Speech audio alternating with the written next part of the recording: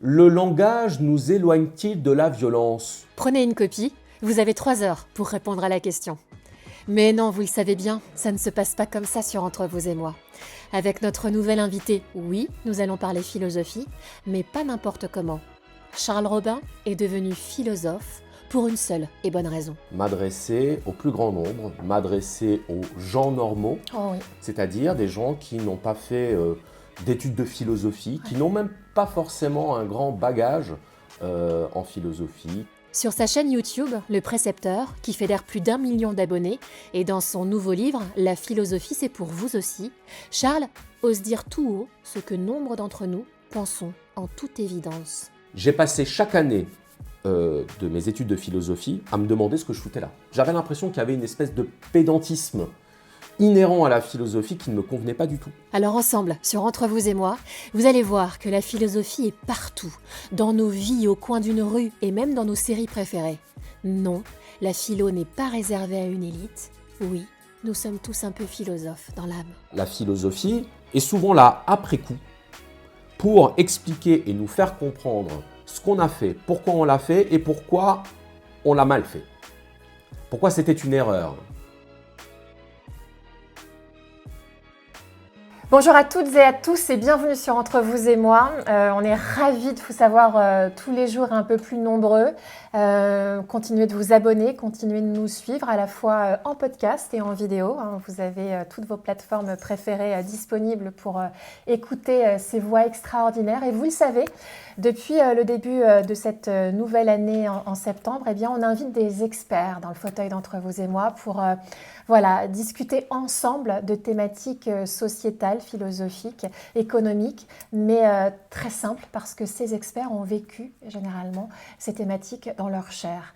Et notre nouvel expert est un expert qui va nous parler de philosophie. Alors ne partez pas en courant parce que justement, vous allez voir combien la philosophie, vous la vivez chaque jour, vous la traversez chaque jour, et que derrière les grands mots un peu pompeux, il y a toute une vie. Et grâce à notre expert, vous allez adorer la philosophie, je vous le promets. Bonjour Charles Robin. Bonjour. Ça va, c'est un peu ça? Alors ça me met un petit peu la pression, mais en même temps c'est ça parce que ça correspond à mon objectif, à ma ligne éditoriale, c'est-à-dire m'adresser au plus grand nombre, m'adresser aux gens normaux, c'est-à-dire des gens qui n'ont pas fait d'études de philosophie, qui n'ont même pas forcément un grand bagage en philosophie, qui n'ont peut-être même pas fait d'études particulièrement, mais qui s'intéressent, qui se posent des questions, qui sont curieux et qui sont ouverts à ce que j'estime être la qualité essentielle en philosophie, c'est-à-dire le fait de penser contre soi-même. Ce qui est beaucoup plus difficile que ce qu'on peut croire. Penser contre soi-même, c'est admettre qu'on puisse ne pas tout savoir, que l'autre puisse avoir raison, ou en tout cas qu'il puisse avoir des choses à nous apporter pour cheminer tous ensemble et élargir notre champ de conscience. Je pense que c'est ça le but. Ouais, et ce qui est important, c'est que vous avez la richesse en fait en vous et vous ne le savez même pas.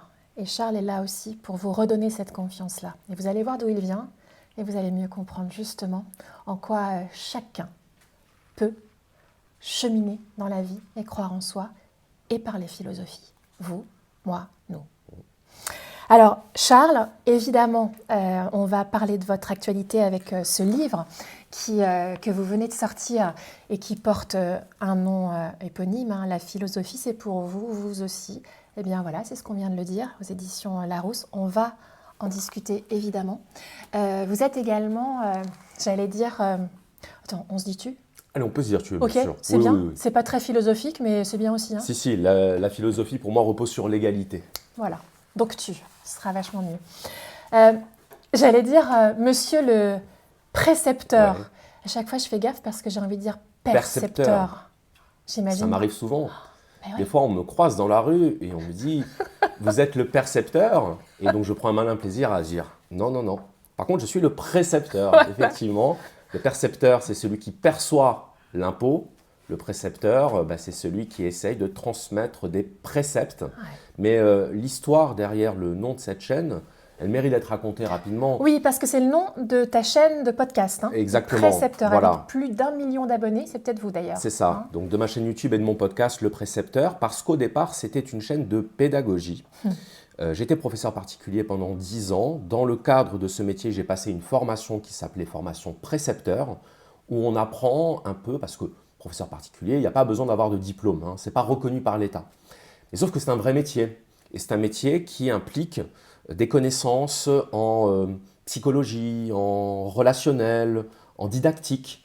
Et donc j'ai passé cette formation précepteur, et je me suis dit que j'allais créer une chaîne YouTube pour transmettre des techniques d'apprentissage aux parents, aux enseignants, au personnel éducatif en général. D'ailleurs, je me souviens, ma toute première vidéo s'appelait « Les pédagogues sont des manipulateurs ». Un titre un peu provocateur, parce que je voulais expliquer que le pédagogue manipule l'esprit de son élève, et que manipuler l'esprit de son élève, ce n'est pas péjoratif. Un kinésithérapeute manipule le corps de son patient pour que son patient se sente mieux. Eh bien, le pédagogue manipule l'esprit de son élève pour le faire progresser, pour le faire apprendre. Et ça repose sur des techniques. La première de ces techniques étant d'éveiller l'intérêt de notre élève ou de notre auditeur, c'est-à-dire de s'adresser à lui en essayant de se placer de son point de vue. Et moi, je remarque qu'il y a souvent une fâcheuse tendance dans le milieu de l'enseignement et peut-être même de la vulgarisation qui est de ne pas assez prendre en compte le point de vue de celui qui nous écoute. Et d'être dans une forme d'exposition des connaissances, un peu le professeur Wikipédia qui expose sans donner envie. Le sachant. Le sachant qui ne va pas tenir compte de ce qui va intéresser son auditeur. Ouais. Et donc pour la petite histoire, j'ai donc ce double cursus philosophique, puisque c'était mes études, et précepteur, puisque c'était mon métier. Et à un moment donné, ma chaîne YouTube est devenue une chaîne de philosophie dans laquelle je me suis mis à présenter la pensée des grands philosophes. Et j'aime à dire que chaque philosophe dont je parle sur ma chaîne est un peu le précepteur de mon public. On n'a pas qu'un seul précepteur finalement. Tout le monde peut être notre précepteur à partir du moment où il a quelque chose à nous apprendre, à partir du moment où il peut nous faire voir les choses autrement. Et pour moi, c'est le cœur de mon métier, amener les gens à voir les choses autrement. Et vous allez voir aussi que pourquoi Charles est aussi intéressant, puissant, c'est que non seulement il vulgarise, mais il sait parfaitement de quoi il parle. Lui, le petit garçon, qui a grandi dans un milieu tout à fait modeste, sans aucun livre à la maison, les bibliothèques, il n'y avait pas. Ce petit garçon-là, qui s'est dit « c'est pas pour moi la philo », eh bien finalement est devenu un transmetteur de philosophie. Voilà. Et ça, c'est la magie de la vie. Il n'y a pas de case en fait. Vous savez, entre vous et moi, on n'est pas dans une case et on sort des cases. Et tu en es l'exemple parfait. Pour comprendre qui était ce petit bonhomme, ce petit Charles Robin, on va revenir un peu en arrière et tu vas nous parler de toi. Pas l'amateur de philosophie, rien. Le petit bonhomme qui grandit. Tu es né quand et où? Je suis né le 11 avril 1986 à Béziers. Et donc, j'ai grandi avec mes 2 sœurs. On était 5 à la maison. Et alors, tu l'as dit, je viens d'un milieu modeste. Et désormais, je ne dis plus modeste, je dis pauvre. Je viens d'un milieu pauvre. Pourquoi? Parce que modeste, c'est un euphémisme qui dissimule une réalité matérielle, qui donne l'impression que la pauvreté, ce serait un trait de personnalité. Mais moi, j'avais beau être pauvre, je n'étais pas modeste. J'étais même assez prétentieux, d'une certaine manière. Donc, je préfère dire pauvre, même si être pauvre en France dans les années 80, c'est pas être dans les misérables. C'est-à-dire, on avait à manger sur la table, on avait un toit pour nous protéger et un lit pour dormir. Papa ouvrier, hein, c'est ça? Oui, alors cuisinier, maman mère au foyer. Donc, on vivait à 5 sur le salaire de mon père qui était de 6 000 francs à l'époque, 6 000 puis 7 000 francs en fonction de l'augmentation du SMIC, qu'on appelait encore le SMIG. Et ça, c'est quelque chose sur quoi je tiens à insister. Quand on est enfant, on ne se rend pas forcément compte de la pauvreté, mais on se rend compte des conséquences de la pauvreté. C'est-à-dire que les conséquences de la pauvreté, qu'est-ce que c'est? Ça va être un climat familial extrêmement tendu. Pourquoi? Eh bien, parce qu'il y a toujours cette problématique de la facture impayée. À tout moment, on peut venir nous couper le gaz, ou nous couper l'électricité ou le téléphone, et c'est arrivé. C'est le problème de l'endettement caché. c'est le problème d'être fiché à la Banque de France. Donc ça entretient un climat de secret, de non-dit et de tension qui favorise aussi les disputes, les conflits et la violence. Et donc moi, en tant qu'enfant, je n'ai manqué de rien matériellement, mais j'ai tout de suite perçu ce que c'était que d'être pauvre et du malheur que ça pouvait que ça pouvait entraîner d'être pauvre. Et c'est comme ça que j'ai eu une conscience sociale finalement assez tôt par rapport à mes camarades d'école qui, pour la plupart, ne vivaient pas ces difficultés-là. Ce qui fait que je m'entendais spontanément beaucoup mieux avec les enfants qui vivaient un peu dans les mêmes conditions matérielles que moi, qui vivaient cette situation de pauvreté qui les ramenait à une forme de modestie pour le coup, parce qu'on n'avait pas forcément la dernière marque de survêtement ou de basket. Et on faisait avec et on supportait aussi le regard des autres. Et du coup, on essayait de compenser. Alors on peut compenser des fois par un fort caractère, une manière de s'imposer aux autres, une manière de ne pas se laisser impressionner aussi par les autres. Toutes ces stratégies psychologiques de défense qui sont parfois des stratégies de contre-attaque. Le désir de s'imposer, le désir de prouver qu'on n'est pas moins bon que l'autre, qu'on n'est pas finalement quelqu'un qui ne mérite pas de réussir ou de recevoir des compliments ou d'être félicité. Et dans mon cas, il se trouve que c'est énormément passé par l'école, c'est-à-dire que j'étais à l'aise à l'école et j'étais très fier d'être premier de la classe ou deuxième de la classe, j'étais très fier d'avoir des bonnes notes, dans toutes les matières d'ailleurs, toutes les matières m'intéressaient. Sans livre à la maison, Oui. sans papa et maman Oui. qui allaient suivre tes devoirs, Oui. t'aider, etc. Non, tout seul. Ouais. Tout seul, ça m'intéressait, ça me plaisait, mais ça c'est quelque chose vraiment que je ne maîtrise pas et que je ne saurais même pas expliquer encore aujourd'hui, c'est-à-dire que je pouvais passer le temps de la récréation à l'école à rester dans la classe pour assembler des mots pour composer des phrases. J'ai eu tout de suite une sorte d'attrait pour le monde des lettres et pour le monde de la pensée en général. J'étais un enfant assez rêveur, peut-être parce que j'essayais de m'évader de mon quotidien qui n'était pas toujours source de réjouissance, avec beaucoup d'imagination et surtout avec une volonté de comprendre et de poser beaucoup de questions. Mais même des questions quasiment métaphysiques. Ouais. C'est-à-dire je me posais la question de la vie après la mort, de Dieu, du bien et du mal, de la justice. On se pose la question de la justice quand on vit l'injustice. C'est-à-dire que moi, en tant qu'enfant, je voyais bien que les enfants autour de moi n'avaient pas les problèmes que je rencontrais à la maison. Je voyais bien qu'ils avaient des parents heureux, amoureux, qui s'entendaient bien, qui faisaient des activités. Et moi, je n'avais pas ça. Et donc, je me posais la question, mais pourquoi ? Je me posais la question, mais qu'est-ce qui a fait que moi, j'ai été privé de ça et d'autres l'ont reçu ? Mais finalement, est-ce que ça n'a pas été un avantage indirectement, au sens où ça m'a rendu lucide sur la dure réalité qui est la nôtre. Ta manière à toi d'être philosophe. Ouais. Tu sais, cette expression. Ouais. Je suis philosophe. J'essaie de traverser la réalité et les choses. Ouais, de trouver une raison, de trouver une cause. Et je dis pas que j'ai été tout de suite dans l'acceptation. J'ai longtemps été un enfant rebelle, un enfant désinvolte. Prétentieux, tu dis ? Alors oui, prétentieux parce que je compensais mon complexe d'infériorité sociale par un complexe de supériorité intellectuelle. Autrement dit, comme je voyais que j'étais capable d'avoir des bonnes notes, ça me donnait le sentiment et l'impression que je pouvais me permettre d'être prétentieux sur le plan intellectuel.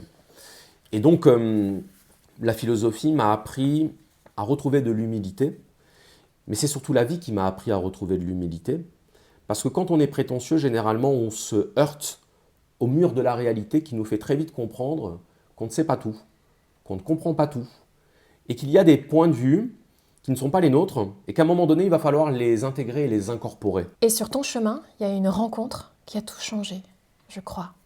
Ton Il y en a professeur de terminale. Voilà, il y en a eu plusieurs, et la première, c'est mon professeur de philosophie en terminale, qui a été celui qui m'a initié à la réalité de la philosophie. Parce qu'il y a la philosophie telle qu'on l'imagine.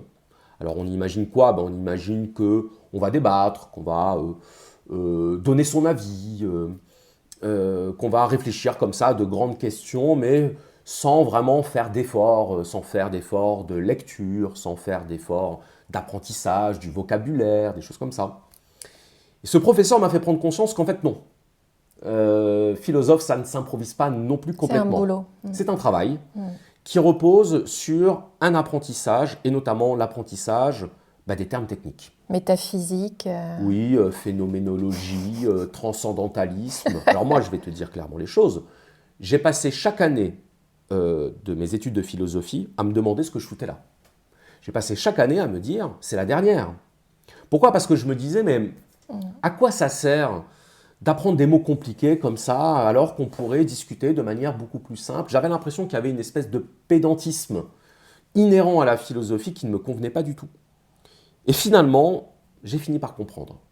J'ai fini par comprendre que parfois, il est nécessaire d'en passer par cette phase d'apprentissage du caractère technique des choses pour être compétent et performant. Mais tu sais, un peu comme un médecin qui va faire 8 années de médecine, il va se taper des cours de biologie, de chimie, d'anatomie, et ça va être chiant comme la mort, mais sauf que c'est ça qui lui permet ensuite de sauver des vies. Comme une langue étrangère que l'on apprend. Exactement. Qui devient une langue naturelle. Tout à fait, c'est ça. Et tout apprentissage en passe nécessairement par là. Je souligne l'importance d'avoir, dans le cas d'un bon précepteur, c'est-à-dire celui qui vous donnera la clé pour ouvrir la porte de cet inconnu. Et j'imagine que vous êtes nombreuses et nombreux, on le sait, en terminale, le bac, l'échéance du bac, on se dit mais j'y comprends rien, je vais bachoter, etc. Restez avec nous parce que je peux vous dire que, tu ne le sais pas encore mais je te l'annonce, on va te demander justement des clés à donner aux futurs bacheliers pour comprendre justement la philo et de pouvoir produire un travail qui soit le vôtre, mais qui soit un travail philosophique parce que c'est possible, même si vous n'y comprenez rien en début d'année. Voilà, c'est possible. L'important, c'est de montrer que la philosophie n'est pas élitiste, qu'elle n'est pas réservée à une caste et qu'elle est ouverte à tous, y compris à un enfant d'ouvrier, à un enfant de cuisinier, que vous soyez soi-disant sur l'échelle sociale là ou là, la philosophie, vous pouvez la toucher du doigt et vous pouvez l'aimer. C'est ça ce que tu vas nous présenter. Dans ton livre, dans ton podcast, la philosophie, c'est pour vous aussi. Ce qui est hyper intéressant, c'est que tu vas présenter 20 leçons. Alors, on va évidemment les découvrir au fur et à mesure. Ce ne sera pas exhaustif parce qu'évidemment, je veux que vous lisiez le livre. Donc, je les ai choisis aussi, c'est comme ça. Mais moi, ce qui me marque, parce que j'ai des mômes, et je sais que si je le présente comme ça va vachement mieux marcher, c'est que la philosophie, on peut la trouver dans vos séries Netflix. Dans ton podcast, tu parles de la comparaison de Platon ou de Spinoza avec Rocky Balboa. Tu peux me dire où tu as trouvé Platon et Spinoza dans Rocky ? Je suis un grand fan de Rocky depuis que je suis tout petit. Il y en a un autre là-bas en coulisses. Ah oui. Et je suis ravi de voir à quel point Rocky est devenu une icône pour les gens de ma génération et même au-delà. Une icône reconnue et un personnage inspirant parce que quand je regardais Rocky étant enfant, je le regardais en tant justement que fils de prolo complexé qui voyait sur son écran un prolo complexé qui est devenu quelqu'un. Qui se croyait loser. Qui se croyait loser. Et d'ailleurs, le premier Rocky, et ça je le dis pour les gens qui ne l'ont pas vu, n'est pas du tout un film de boxe. C'est un drame social et sentimental, dont d'ailleurs la dernière phrase, la dernière réplique est « Je t'aime ». Le « Je t'aime » à Adrienne, évidemment. Exactement. Adrienne, tu peux me faire mieux que moi avec ta voix. Adrienne.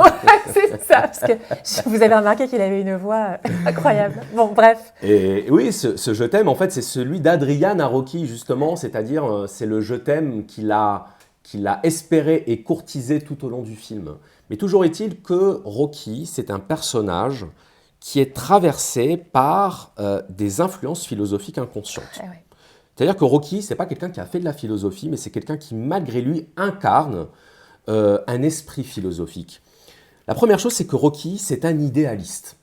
Idéaliste au double sens du terme. C'est-à-dire, c'est quelqu'un qui rêve d'une vie idéale, c'est quelqu'un qui croit dans la possibilité d'un monde meilleur, qui croit dans la bienveillance, dans la générosité, dans la gentillesse. On le voit tout au début du film, il essaye de sortir une petite adolescente de la rue.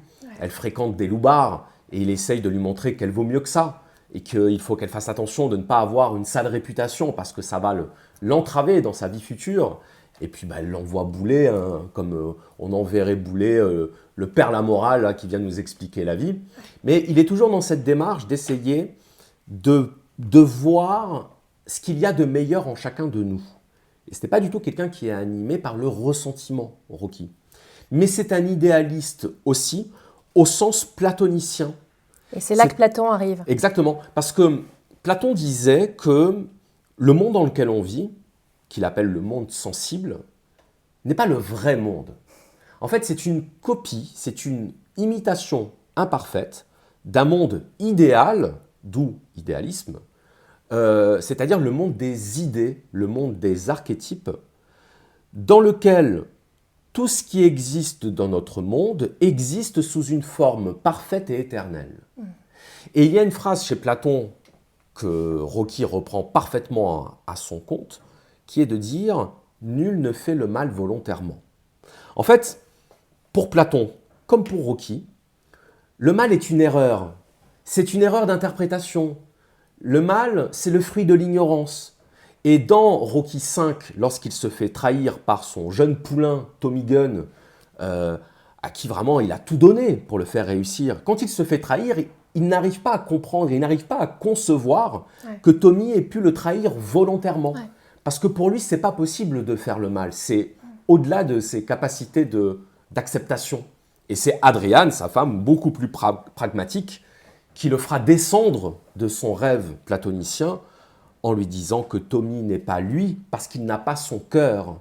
Et que tous les adversaires que Rocky a battus, il ne les a pas battus avec ses muscles, mais avec son cœur, c'est-à-dire son courage. Parce que cœur et courage, c'est la même étymologie. Et pourquoi Spinoza? Parce que là, je parle de Platon. Parce que quand on parlait de l'ardeur et de la volonté, Spinoza a toute une théorie sur la volonté. Il explique en fait que la volonté, c'est quelque chose qui est à la fois psychique et physique. Et tu sais, quand on parle de boxe, on dit souvent oui, c'est surtout du mental. Ben, Spinoza dit oui, mais non. Parce que le mental dépend du corps. Et le corps dépend du mental. Et Spinoza est l'un des premiers philosophes à avoir montré qu'en fait, le corps et l'esprit étaient indissociables. Et que c'était une erreur presque de les séparer. Donc Spinoza n'est pas d'accord avec Platon sur sa vision du monde, mais moi je trouve que le personnage de Rocky, il arrive à réconcilier les deux. Évidemment, sans Adrienne, il est perdu. Exactement. Et en même temps, c'est elle qui lui redonne le boost physique. Mais c'est exactement ce qui se passe dans le film. Dans Rocky 2, Adrienne est enceinte et elle est mise à un moment donné dans un coma artificiel. Et Rocky ne sait pas si elle va s'en sortir. Et il est abattu. Ouais. Et pourtant, c'est le moment où il est censé préparer son combat pour devenir champion du monde. Il ne va plus à l'entraînement. Même son entraîneur, qui est un dictateur, il comprend qu'il ne peut pas forcer Rocky à reprendre l'entraînement. Et c'est quand Adriane se réveille et qu'elle lui dit « gagne », que là, tout à coup, l'énergie revient. Le corps et l'esprit, ça va ensemble. Ouais, alors je pense que vous allez regarder Rocky différemment. C'est-à-dire que si seulement en terminale on pouvait regarder Rocky et l'interpréter comme ça, ce serait génial. Enfin, moi, ça me bluffe parce que Rocky, dont je précise que le scénario du film a été écrit par Sylvester Stallone lui-même et que Sylvester Stallone n'est pas qu'un acteur ni un réalisateur, c'est aussi un artiste peintre très méconnu pour sa peinture au couteau. Et c'est quelqu'un qui est doté d'une grande sensibilité qu'on a du mal à percevoir sous le personnage un petit peu médiatique qu'on imagine, c'est tout sauf un londo. C'est son histoire. Absolument. Son histoire. C'est son petit chien d'ailleurs. Oui, c'est son chien qu'il a été obligé de vendre et qu'il a ensuite récupéré avec la recette du film. Exactement. Alors, on parle de Rocky. Allez, je me fais plaisir. On parle de Rocco Siffredi aussi. Oui, Rocky, c'est Rocco, donc quelque part, c'est lié. L'acteur de film X que vous connaissez peut-être. Et tu l'utilises, Rocco, pour expliquer le thème de la sublimation chez Freud. Ouais. C'est gonflé, non? Ouais. Ça veut dire que quand on regarde un film porno, on fait de la philosophie? On peut. Ouais. Ou en tout cas, on comprend mieux la nature du désir. Ouais. Voilà. Alors, Rocco Siffredi acteur bien connu pour ses performances cinématographiques et ses autant attributs que physiques, voilà. Sur lequel d'ailleurs il y a eu un documentaire il y a quelques années, et moi j'ai regardé avec beaucoup d'intérêt ce documentaire parce que Rocco Siffredi s'y livre, et surtout il se livre sur ce qui est pour lui une malédiction, c'est-à-dire son addiction au sexe. Il la vit comme une malédiction depuis qu'il est enfant, hein, parce que ça a commencé très, très jeune. Sa mère voulait qu'il devienne prêtre, il deviendra une star mondiale du X. C'est difficile de trouver plus opposé. Mais en même temps, c'est difficile de trouver plus lié, au sens où Saint Augustin expliquait que la libido pouvait être à la fois une libido corporelle, donc la libido sentiendi, hein, c'est-à-dire sensuelle, mais ça peut être aussi le désir de se rapprocher du divin, donc le désir métaphysique. Et Freud est celui qui a théorisé le passage de la libido du corps à la libido de l'esprit. Je m'explique. Freud pense que toute l'activité de l'esprit est gouvernée, en tout cas largement gouvernée, par la pulsion sexuelle, que ce soit directement ou indirectement. Directement, ça veut dire on va penser au sexe, on va avoir envie d'avoir un acte sexuel. Ça va occuper, voire obstruer nos pensées. Mais il est possible de déplacer, de réorienter ce désir sexuel vers quelque chose de non sexuel, de le déplacer vers, par exemple, la création artistique, de déplacer cette énergie vers l'investigation intellectuelle, c'est-à-dire de transformer cette énergie brute qui a une origine sexuelle en quelque chose de socialement et de symboliquement supérieur. Et donc j'ai pris l'exemple de Rocco Siffredi. Pourquoi? Parce que Rocco Siffredi, lui, n'est pas du tout dans la sublimation. C'est-à-dire il assouvit son désir sexuel, il l'assouvit directement. Mais il se trouve que Rocco Siffredi a un cousin qui s'appelle Gabriele, qui l'accompagne sur tous ses tournages depuis très longtemps. Et un jour, Gabriele a voulu faire comme son cousin. Il a voulu devenir acteur pornographique. Problème, quand le réalisateur a lancé la caméra et a dit « action », Gabriele a perdu tous ses moyens. Donc il a été incapable de jouer sa scène. Résultat des courses, Gabriele a dû sublimer sa libido. Qu'est-ce qu'il a fait? Il n'a plus assouvi sa libido de manière physique et sexuelle, puisque il était impuissant, il n'y arrivait pas. Il est passé côté réalisation. Il est passé côté conseil artistique.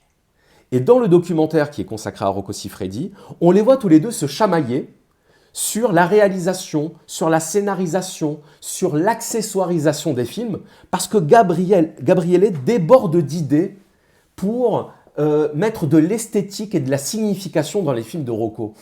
Et Rocco lui dit « Mais tu nous emmerdes avec tes scénarios, quand est-ce qu'on baise ?» C'est ça la question. C'est ça, exactement. Et Gabriele dit « Oui, mais tu comprends pas, il faut créer une ambiance, il faut que tu arrives sur la plage avec une croix pour qu'on comprenne que tu es un maudit de Dieu, que ta libido est une malédiction. » La sublimation. Et c'est ça la sublimation. La sublimation, c'est transformer ton énergie sexuelle en énergie de création, et Gabriele incarne ça. Et Freud est celui qui a théorisé le fait que la libido, il n'y avait pas d'un côté la libido sexuelle et de l'autre côté la libido artistique. C'est la même libido, mais qui va trouver à se manifester différemment. C'est plus facile quand tu nous parles de Rocco Siffredi pour comprendre ça, je trouve, qu'un livre de Freud. Et alors, tu n'as pas dû t'attirer toujours des amis, parce que la manière dont tu vulgarises la philosophie, tu le dis toi-même, ça va à l'encontre de la philosophie universitaire. Et pour toi, si un discours n'est pas compris, c'est aux philosophes de faire l'effort, pas au public. Et comme je suis d'accord, quand on ne comprend pas un prof, en fait, c'est pas forcément que le prof a raison, c'est que peut-être la manière dont c'est expliqué n'est pas la bonne. Et ça, c'est novateur aussi en philosophie. Ah oui, mais pour moi, c'est une évidence, mais une évidence n'en est jamais une tant qu'elle n'est pas formulée, qui est que lorsqu'on n'est pas compris, c'est qu'on n'a pas été compréhensible. En tant que professeur, et c'est là où mon expérience de professeur particulier pendant 10 ans m'a beaucoup apporté, j'ai pu constater que parfois je n'arrivais pas à faire comprendre quelque chose à mon élève. Mais sauf que je ne résoudrai jamais le problème en disant à mon élève « Ah, mais c'est pourtant simple. Ah, mais qu'est-ce que tu ne comprends pas là-dedans? Ah, Apprends c'est que tes tu es leçons. nul. » Ouais, Tu vois, bien ces sûr. phrases Bien que sûr. parfois les parents sont tentés de dire par, tu sais, agacement et impatience quand leur enfant ne comprend pas, ça c'est de l'anti-pédagogie. Parce que tu crispes l'élève, tu lui donnes le sentiment d'être nul, quelque part tu agis sur son cerveau reptilien, c'est-à-dire ça va activer en lui une peur profonde, une peur de l'échec, une peur d'être jugé, une peur d'être puni. Et un esprit qui a peur, qui est dominé par la peur, est un esprit qui ne peut plus apprendre. Donc quand un élève ne comprend pas, il faut comprendre pourquoi il ne comprend pas. C'est-à-dire il faut comprendre son incompréhension. Et c'est à partir de ce moment-là qu'on va pouvoir essayer d'autres options, d'autres voies D'autres de clés. transmission. Et éventuellement, on n'y arrive pas toujours, lui faire comprendre ce qu'on voulait qu'il comprenne. Moi j'ai une théorie, c'est que je pense qu'il y a beaucoup d'intellectuels qui écrivent de manière volontairement compliquée pour donner l'impression que leur œuvre est un coffre dont il faut percer la signification. Je suis convaincu qu'il y a des auteurs, philosophes, intellectuels, écrivains, qui essayent de jouer là-dessus. Et personnellement, je ne tombe pas dans le panneau, c'est-à-dire que très souvent, il s'agit de créer du bruit lexical, pour donner l'impression qu'on dit quelque chose d'intelligent, alors que si ce quelque chose d'intelligent n'est compris par personne, mais c'est que ça ne doit pas être si intelligent oui. que ça. Ce qui est compliqué s'exprime simplement. C'est ce que disait Léon Tolstoï à propos de l'art. Il comparait l'art à la nourriture. Il dit, mais comment on fait si la bonne nourriture, c'est celle que tout le monde aime, mais le bon art, c'est celui que personne ne comprend? C'est assez paradoxal. D'où ta présence ici. Voilà, l'expertise simple, humble, mais tellement utile. Voilà, c'est ce qu'on essaie de faire comprendre. Et justement, si tu devais dire à quelqu'un là qui t'écoute, qui n'aime pas la philo et qui dit oh là là, je vais encore me taper une mauvaise note en philo parce que j'y comprends rien, qu'est-ce que tu pourrais lui dire justement pour qu'il ouvre un peu la porte et qu'il se dise mais je peux y arriver? Moi, pour les élèves de terminale qui vont passer le bac de philosophie, j'aimerais leur dire quelque chose de très très important, qui est de désapprendre ce qu'ils pensent devoir faire le jour de l'épreuve. La plupart du temps, ces élèves pensent que pour plaire au correcteur, parce que c'est quand même ça, on ne va pas se mentir, que cherche à faire le candidat en philosophie, il cherche à plaire au correcteur, selon l'idée que en philosophie, tu sais, la notation, elle est plus ou moins subjective, plus ou moins liée aux opinions du correcteur. C'est pas entièrement faux. Ouais. Mais ce n'est pas entièrement vrai. Ouais. C'est-à-dire qu'il y a quand même des critères, on va dire, objectifs de notation. Et souvent, l'élève ne s'en rend pas compte.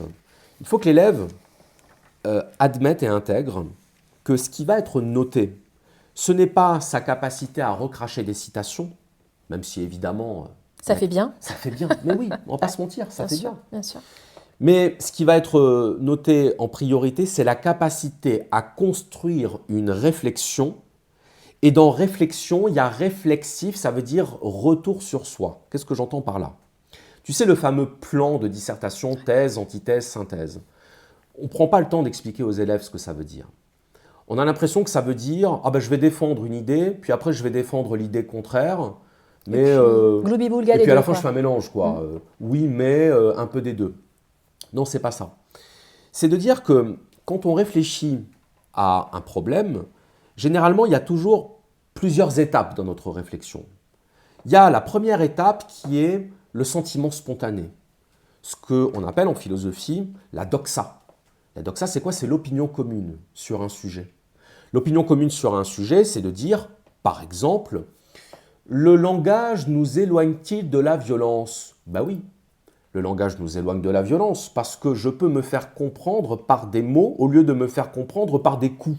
On va pouvoir citer Rousseau qui explique que l'apparition du langage traduit le passage chez l'homme de l'instinct à la raison. Okay. Et donc de l'état de nature à l'état social.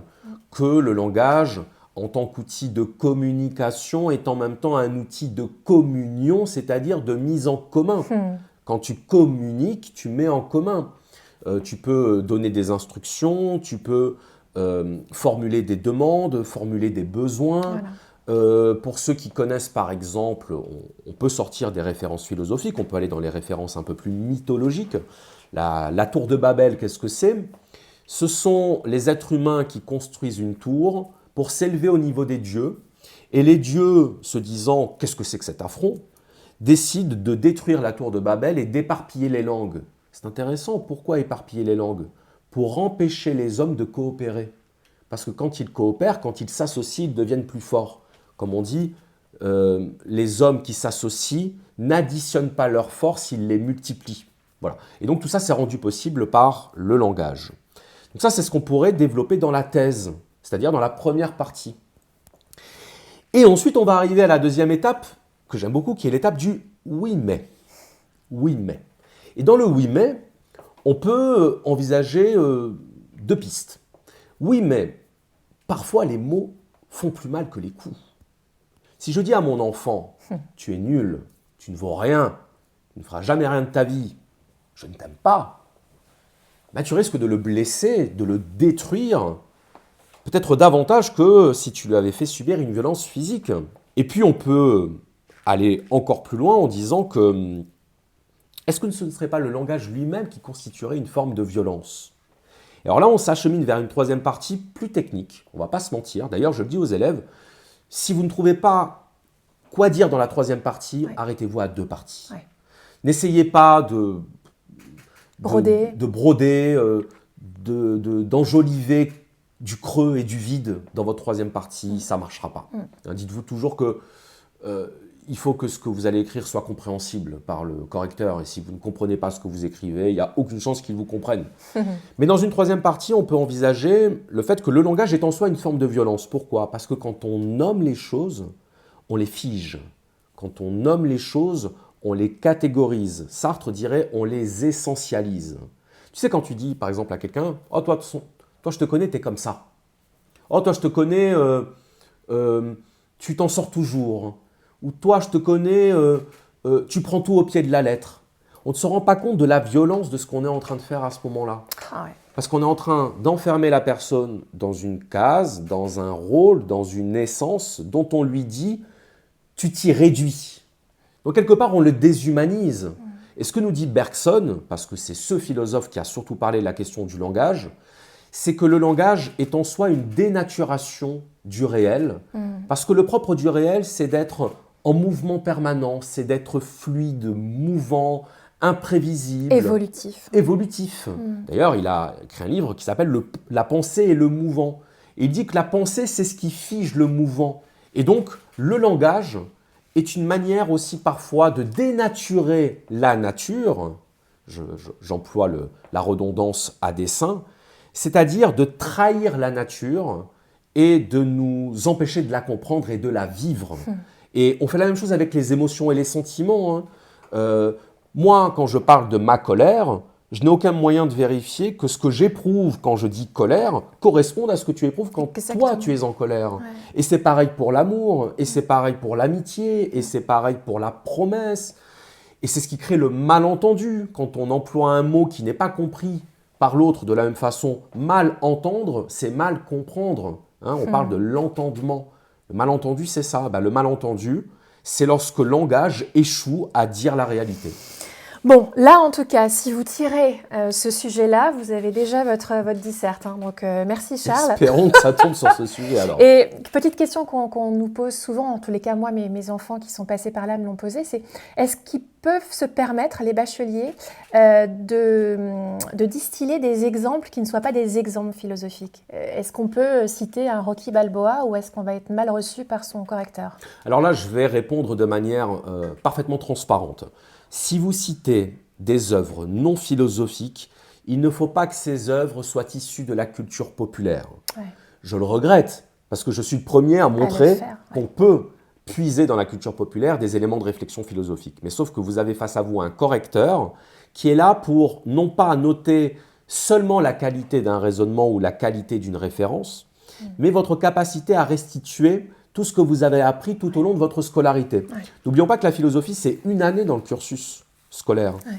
Donc en fait, la réussite à l'épreuve de philosophie, elle ne se fait pas uniquement sur ce qu'on a appris durant cette année, elle se fait sur le cumul de toutes les connaissances qu'on aura acquises tout au long de notre scolarité. C'est un exercice donné, en fait, hein, c'est ça. Et Ouais. donc voilà, il vaut mieux citer des œuvres littéraires qu'on aura étudiées au collège ou au lycée, plutôt que de citer une œuvre cinématographique ou un blockbuster qui, qu'on le veuille ou non, donnera l'impression au correcteur qu'on n'a pas travaillé et qu'on se repose sur le film qu'on a vu la veille. Ouais, exactement. Il y a encore du travail quand même, je trouve, hein, dans Ah, bah oui. l'ouverture d'esprit. Hein. Pour moi, je ne vais pas me faire que des amis, la philosophie au lycée, ce n'est pas de la philosophie. Voilà. Je ne peux pas le dire autrement. On peut avoir la chance, comme je l'ai eu, d'avoir un bon prof de philosophie qui va nous donner envie d'aller plus loin, mais on n'apprend pas la philosophie en terminale, sauf si on a la chance de tomber sur un prof qui va un peu au-delà du programme. Et pourtant, et tu le dis toi, que la philosophie est un outil pour vivre mieux. Souvent, on me pose la question, mais Charles, en quoi la philosophie peut-elle nous rendre plus heureux ? En quoi la philosophie peut-elle nous aider à surmonter des épreuves ? Et je dis, très souvent, elle ne vous le permettra pas. En revanche, une fois que vous aurez réussi à surmonter ces épreuves, vous serez disponible à certaines philosophies qui parlent du fait de surmonter les épreuves. Ouais. Souvent, on comprend une philosophie une fois qu'on n'a plus besoin d'elle pour avancer ou pour surmonter quelque chose. Tu sais, un peu comme les conseils qu'on donne ou qu'on entend, parce que parfois on se sent légitime à donner un conseil à un ami, au sens où il vit une situation qu'on a soi-même vécue. Le conseil, si tu le suis sans savoir pourquoi c'était le bon, quelque part, il ne t'aura pas aidé à apprendre la leçon que l'expérience aurait dû t'apprendre. Il n'y a pas de meilleur enseignant que l'expérience. Il n'y a pas de meilleur professeur que l'épreuve. Et malheureusement aussi parfois que la douleur. Parce que la douleur, c'est une inscription dans le corps de l'information et donc de la leçon. Donc des fois, il vaut mieux laisser la personne faire ses erreurs. Certes, empêcher que l'erreur devienne un drame. Mais en tout cas, ne pas dramatiser l'erreur quand elle n'est pas dramatique. Mais toujours est-il que la philosophie est souvent là après coup pour expliquer et nous faire comprendre ce qu'on a fait, pourquoi on l'a fait et pourquoi on l'a mal fait. Pourquoi c'était une erreur. Exemple, le stoïcisme. Le stoïcisme prône l'acceptation de ce qui ne dépend pas de nous. Attention, l'acceptation de ce qui ne dépend pas de nous. Ça ne veut pas dire que le stoïcisme prône l'acceptation de tout. Tu vois, si quelqu'un vient vers moi, me marche sur le pied et commence à me pousser, à me provoquer, le stoïcisme ne me dit pas « laisse-toi faire ». Le stoïcisme dit « agis de telle sorte que tu minimises ta souffrance ». En tout cas, ne fais pas de la douleur une souffrance. Mais le stoïcisme ne me dit pas laisse-toi faire, accepte, soumets-toi. Pas du tout, ce n'est pas une philosophie des bras croisés. C'est une philosophie de la lucidité qui nous dit que dans certaines circonstances, on n'a pas d'autre choix que d'accepter. Dans quelles circonstances ? Quand les choses sont déjà faites, quand les choses ont déjà eu lieu. Alors oui, évidemment, ton enfant va faire une bêtise, il va renverser le vase que belle-maman nous avait offert pour Noël. Et on est très embêté qu'il ait cassé ce vase, alors on a un peu envie de l'engueuler, cet enfant. Et on peut l'engueuler si on considère qu'il faut l'engueuler pour qu'il comprenne. Mais en réalité, si c'est juste s'énerver pour passer ses nerfs, on fait quelque chose qui n'a aucune utilité. Il y a des choses qui ne nous appartiennent pas. Il y a des choses qui font mal, la douleur, la perte d'un proche. On ne peut pas l'empêcher de mourir, ce proche. Oui. Ça n'empêche pas la douleur. Mais qu'est-ce qu'on fait de cette douleur ? Oui. Est-ce qu'on la transforme en souffrance ? Et c'est là que c'est intéressant. C'est est-ce qu'on attise encore cette douleur en souffrant ? Oui. Et la souffrance nous appartient. Ouais. C'est nous qui décidons de souffrir. Et c'est ça que tu expliques Ben oui. dans Spinoza, par exemple. Oui, chez Spinoza, chez les stoïciens, il y a cette idée que la souffrance est une surcouche émotionnelle à la douleur. C'est ça. C'est ce que disaient déjà les bouddhistes quand ils appelaient ça la deuxième flèche. Première flèche, c'est la douleur. La deuxième flèche, c'est la souffrance. La douleur, c'est ce qui arrive. La souffrance, c'est ce qu'on rajoute. Si on vit un deuil, quelqu'un qu'on aime perd la vie, c'est douloureux. Et à aucun moment, les stoïciens diraient qu'il est anormal de souffrir à ce moment-là. Ou de pleurer. Ou... Voilà. Mais simplement, ils disent, n'alourdis pas cette douleur d'une souffrance, c'est-à-dire, ne te dis pas que c'est injuste. Ne te dis pas que c'est ta faute. Ne te dis pas, j'aurais pu faire que ça n'arrive pas. Parce que là, tu rentres dans le cycle de la culpabilité, qui n'est que de la souffrance. Qu'est-ce que c'est la culpabilité ? La culpabilité, c'est un héritage moral du catholicisme, dont on peut être auquel on peut être sujet même si on n'est pas soi-même catholique, et qui consiste à culpabiliser, c'est-à-dire à se faire des reproches dans des situations où en réalité on n'est pas fautif, et où quand bien même on serait fautif, ce n'est pas le reproche qui nous permettrait de nous rectifier. Et en ce sens, et là on revient sur la question de la philosophie, en quoi la philosophie peut nous aider à mieux vivre, c'est que la philosophie ne va pas nous déposséder de notre libre arbitre, de vivre les choses, de réagir aux choses. Là où le chemin est intéressant, c'est qu'elle peut nous aider à mettre des mots, à comprendre et donc à avancer, à cheminer.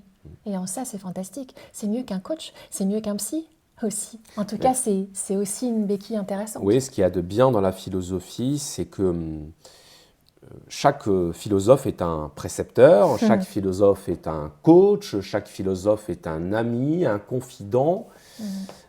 J'allais dire qu'il ne nous juge pas. Alors, des fois, on a l'impression de se faire engueuler quand on lit certains philosophes. Et même moi, quand je fais certains podcasts, j'engueule un peu mes auditeurs parce que j'aime bien remuer les préjugés communs. Le préjugé commun, par exemple, qui consiste à croire que les autres sont à notre disposition et que s'ils ne font pas ce qu'on voudrait qu'ils fassent, il faudrait leur en faire reproche.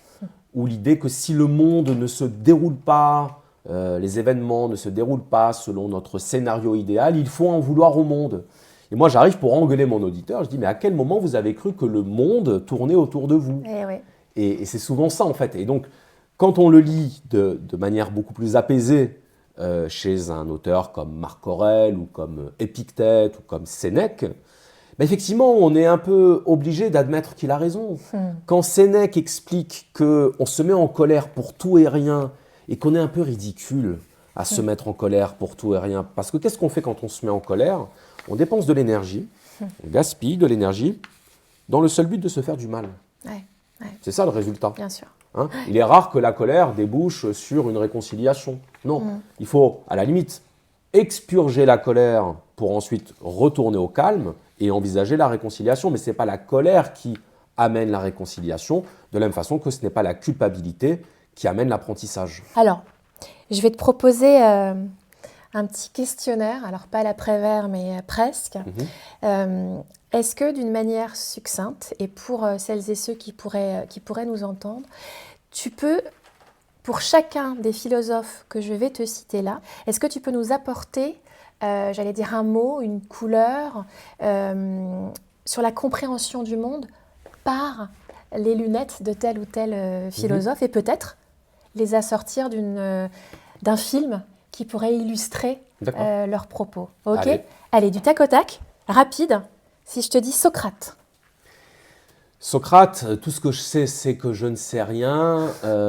Effet Dunning-Kruger, je dirais que Socrate, c'est un enfant. Et donc, je le renverrai à tous les films pour enfants. Tous les films pour enfants, voire au dessin animé, dans lequel le personnage, si possible un enfant, fait des bêtises, mais finit par comprendre qu'il fait des bêtises. Les films initiatiques. Ouais, les films initiatiques et les films de maladresse, d'enfants maladroits. Ouais. Ça colle parfaitement à Socrate. Socrate. Ouais. Platon. Platon, on serait plutôt sur quelqu'un qui a une vision métaphysique assez marquée. Tiens, tu sais quoi, je vais citer The Truman Show Ah, avec Jim Carrey. ah ouais. Parce que Truman vit toute sa vie dans une réalité sensible qu'il croit être la seule et vraie réalité jusqu'au jour où un projecteur tombe dans la rue dont il ignore, Truman, que c'est un décor. Et c'est pas un hasard si c'est un projecteur qui tombe, parce que le projecteur, c'est l'emblème de la lumière artificielle, donc du mensonge. Et c'est à ce moment-là qu'il comprend qu'il y a un monde derrière le monde des apparences et qu'il décide de fuir le monde de l'apparence, le monde du mensonge et de l'illusion et de retrouver sa liberté. Truman, c'est l'évadé de la caverne. Pourquoi le ministère de l'Éducation nationale ne fait pas appel à toi pour vulgariser les cours de philosophie? Mais on aurait des philosophes tous les jours. Je pense qu'ils auraient peur de ne pas avoir le contrôle de ce que je pourrais dire. Mais pourquoi ne peut-on pas simplifier les choses? C'est comme ça que le lien se fait. Ah, tu prêches un converti.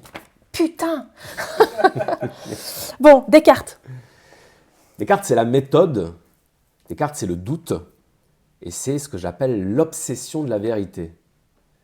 Descartes, c'est quelqu'un qui a douté pour arriver à la vérité et qui a tellement douté que finalement, il est devenu il est devenu davantage connu pour ses erreurs et ses errances que pour ses vérités. Alors, à quel film est-ce qu'on pourrait renvoyer Descartes? Il faudrait trouver quelqu'un, tu sais, d'extrêmement méthodique, qui avance peu, mais qui est sûr de ce qu'il découvre à chaque fois qu'il avance un peu. Ok. Tu vois? Ouais, j'ai pas d'exemple non plus. Un film avec un enquêteur, un détective, soit un Hercule Poirot, ou soit... voilà, un Maigret peut-être. Très lent. Très lent, qui remet tout en cause. Colombo. Qui remet tout en cause, y compris ce que personne d'autre ne remet en cause. Ouais. Et c'est là où lui aura eu raison de remettre cette chose en cause, parce que c'est ça qui aura débloqué. L'évidence. Ouais. Alors que c'est pas si évident que ça. C'est celui qui va remettre en cause l'évidence. Ah, ouais. Spinoza, on l'a évoqué, mais... Ouais, mais Spinoza, on peut rester sur Rocky, hein, Ouais. puisque c'est le corps et l'esprit, le parallélisme du corps et l'esprit. Et je dirais Rocky, pas seulement pour les raisons évoquées précédemment sur la volonté qui est à la fois un phénomène corporel et un phénomène mental. Mais c'est aussi lié au fait que moi, en tant qu'enfant et adolescent qui était fan de Rocky, j'étais toujours mal à l'aise de déclarer que j'aimais Rocky, que j'aimais ce personnage de Rocky. J'avais peur d'être jugé. Et je trouvais que voilà, ça faisait mauvais genre d'aimer Rocky. Et finalement, je me suis rendu compte que beaucoup de gens le citaient en référence et qu'il avait inspiré énormément de personnes et qu'aujourd'hui, il est reconnu comme un artiste à part entière. Et ben, Spinoza, c'est quelqu'un qui, à son époque, a été discrédité, disqualifié, considéré comme quelqu'un qui disait des hérésies. Il a été excommunié quand même de la communauté juive à laquelle il appartenait parce qu'il niait certains préceptes de la Bible et il avait une vision totalement en décalage de ce qu'était Dieu et la nature, Dieu ou la nature d'ailleurs. Et pour moi, Rocky, c'est un personnage qui subit aussi cette incompréhension de son entourage. Rares sont ceux qui comprennent Rocky, comme rares sont ceux qui comprennent Spinoza. Kant. Kant, c'est la morale, c'est la rigueur. Kant, c'est l'absolu interdit du mensonge. Alors en ce moment, c'est vrai que je suis un peu dans Jim Carrey parce que je m'intéresse beaucoup à la thématique du masque. Ouais. Le masque, le rôle social et le regard des autres. Et donc, je me suis rendu compte, au hasard de mes visionnages de films, que Jim Carrey travaillait toujours dans des films portant sur la thématique du rôle et du masque. Ouais. Hein. C'est-à-dire que dans The Mask, il porte un masque, mais quand il ne porte pas son masque, il en porte encore un, parce qu'il porte le masque de l'employé modèle, de celui qui ne veut pas faire de vagues, de celui qui veut inviter sa collègue de travail à un concert, mais quand elle lui dit « oui, mais Ma copine, elle ne va pas rester toute seule. Bon, bah, d'accord, allez-y toutes les deux. Il fait le gentil, il joue à être gentil. Donc c'est la thématique du masque. Et donc là, tu me parles de Kant, je te réponds par le mensonge. Et Jim Carrey a joué dans Menteur, Menteur, Ouais. où il montre que parfois le mensonge est inscrit dans la nature de l'être humain, comme si c'était plus fort que nous. Il y a des mensonges de confort, mais Kant dirait il n'y a pas de petits mensonges. Parce qu'à chaque fois que tu mens, eh bien, c'est un affront à l'humanité de ton prochain et au devoir universel de vérité, en tout cas de véracité. Donc, menteur sur la vérité. Pas mal, Kant. Kant. J'adore. Et cette idée que parfois, être obligé de dire la vérité, ce qui est le scénario du film, Ouais. au départ est une malédiction et Ouais. finit par devenir une bénédiction. Salvatore. Ouais. Allez, on continue rapidement. Sartre.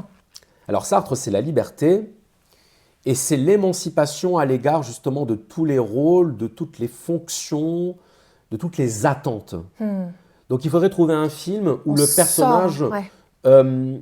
fait exactement tout ce qu'on n'attend pas de lui qu'il fasse. C'est-à-dire n'en fait qu'à sa tête. Et Sartre nous dit, nous sommes ce que nous choisissons d'être et nous choisissons d'être ce que nous faisons. Ouais. On a toujours le choix. Alors c'est une phrase qui peut entraîner des heures et des heures de débat. Est-ce qu'on a toujours le choix? Pour Sartre, on a toujours le choix, y compris lorsque tout nous contraint vers un choix. En réalité, on a la possibilité de dire oui ou de dire non. Schopenhauer. Schopenhauer, le désespoir, la désillusion, l'idée que la vie est absurde et que le seul objectif de la vie, c'est de se perpétuer elle-même. Donc c'est cette idée d'auto-reproduction. Donc n'importe quel film qui traiterait de la survie coûte que coûte, tiens, tu vois, par exemple, si tu prends, tu sais, tous les films d'horreur là qui ont été faits, Saw, Ouais. tu sais, les films où on pousse les gens dans des extrêmes limites pour voir s'ils sont capables de survivre. Ouais.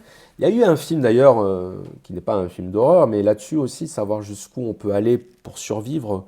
Comment s'appelle ce film? Ça raconte l'histoire d'un aventurier qui part comme ça avec son sac à dos et puis qui décide de vivre au gré de ses rencontres. Il traverse l'État américain, il traverse le Canada. Into the Wild, exactement. Ce sont des films qui mettent en scène l'instinct de survie. Tu as fait référence à René Girard Oui. dans la série, l'épisode Desperate Housewives, Ouais. je crois. Ça aussi, c'est des choses que quand tu regardes la télévision, quand tu regardes des séries, tout de suite, dans ta tête, se fait la connexion avec un philosophe. Ah mais c'est pire que ça, si je devais être honnête, je pense que quand je regarde une série ou un film, il faudrait que je prenne un bloc-notes. Ah ouais. Et je ne le fais pas, pourquoi? Parce que j'essaye quand même de regarder des films et des séries juste pour me détendre et pas pour travailler. Mais sauf que ça trotte dans ma tête. Et souvent, ça finit par s'accumuler jusqu'au moment où il faut que je prenne des notes. Et Desperate Housewives, c'est typiquement le genre de série où j'ai vu 1001 Notions portes philosophiques. philosophiques. Et sur la question de la rivalité mimétique, mais c'est extraordinaire, puisque pour ceux qui connaissent la série, il y a plusieurs couples. Ouais. Et bien en fait, on s'aperçoit que chaque couple, à un moment donné, incarne ce concept de rivalité mimétique. La rivalité mimétique, c'est quand on se met à vouloir ce que l'autre veut, alors qu'on n'en voulait pas au départ. Et donc, ça crée une situation de concurrence et de conflictualité. Et donc, c'est par exemple Eddie Britt et Suzanne Mayer qui entrent en concurrence parce qu'elles veulent toutes les deux séduire Mike.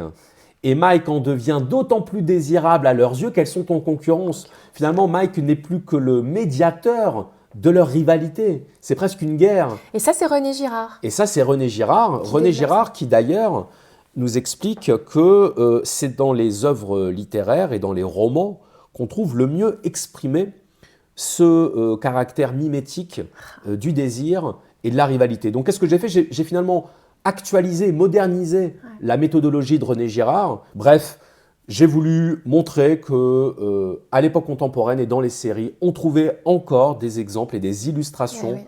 de ce qu'est le désir et de ce qu'est ce besoin d'avoir ce que l'autre possède.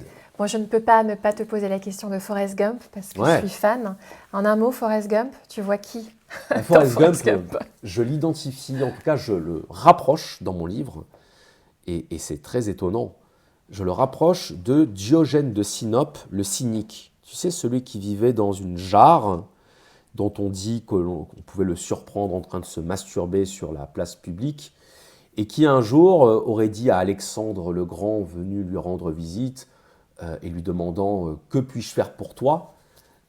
Diogène lui a répondu « Ôte-toi de mon soleil », ce qui est quand même un signe d'affront et de désinvolture ultime. Comment s'adresser ainsi à l'homme le plus puissant du monde?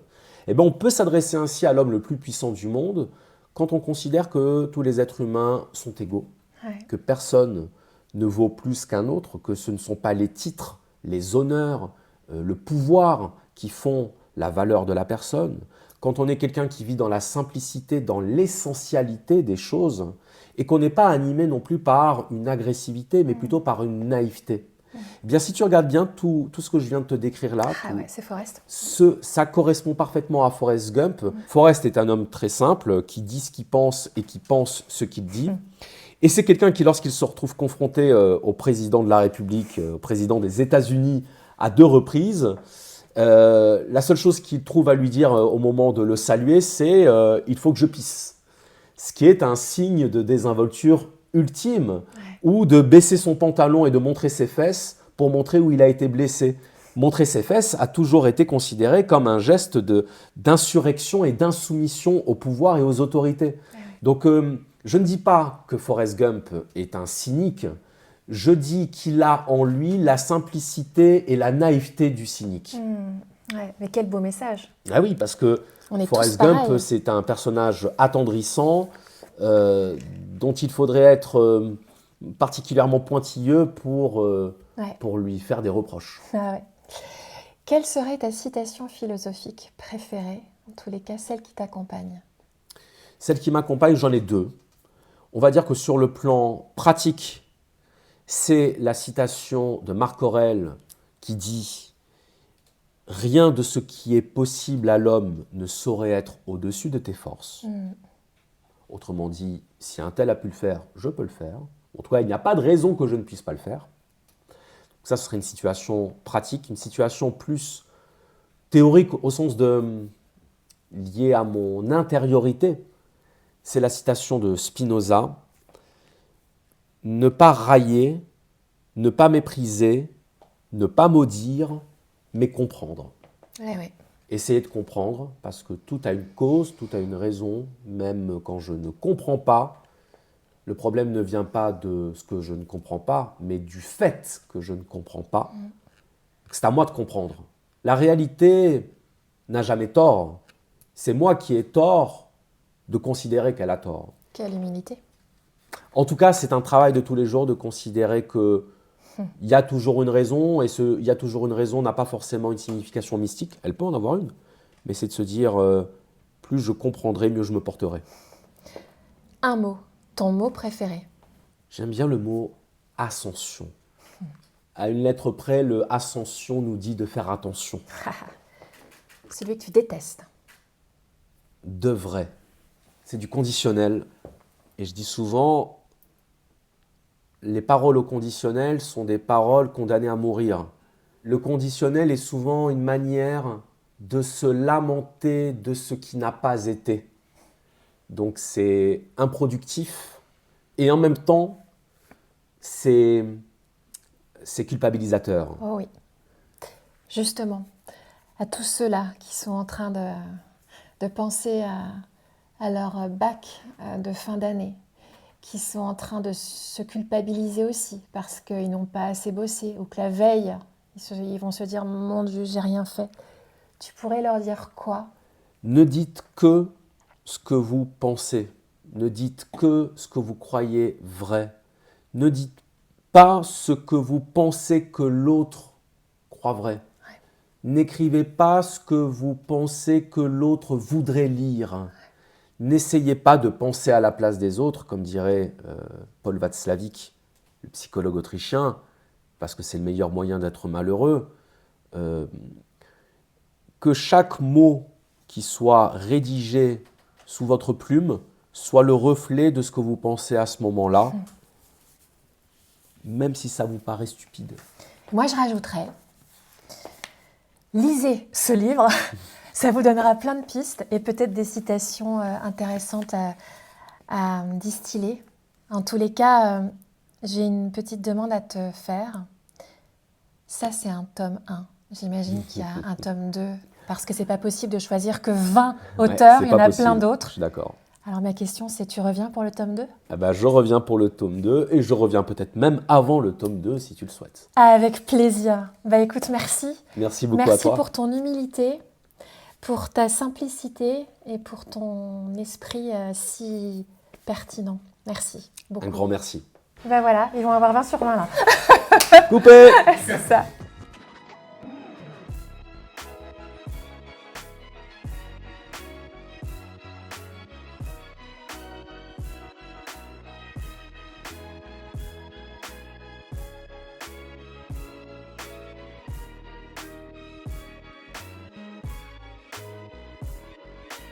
Nous espérons que vous vous êtes régalés avec ce nouvel épisode. Il reste un dernier précepte de tout bon philosophe à appliquer. Vous abonner à Entre vous et moi si ce n'est pas déjà fait. Un j'aime, un commentaire sous la vidéo, c'est important pour nous. Le témoignage de Charles Robin est disponible également en podcast sur vos plateformes. Vous pouvez enfin soutenir notre chaîne en faisant un don via le lien en description. Merci pour votre générosité.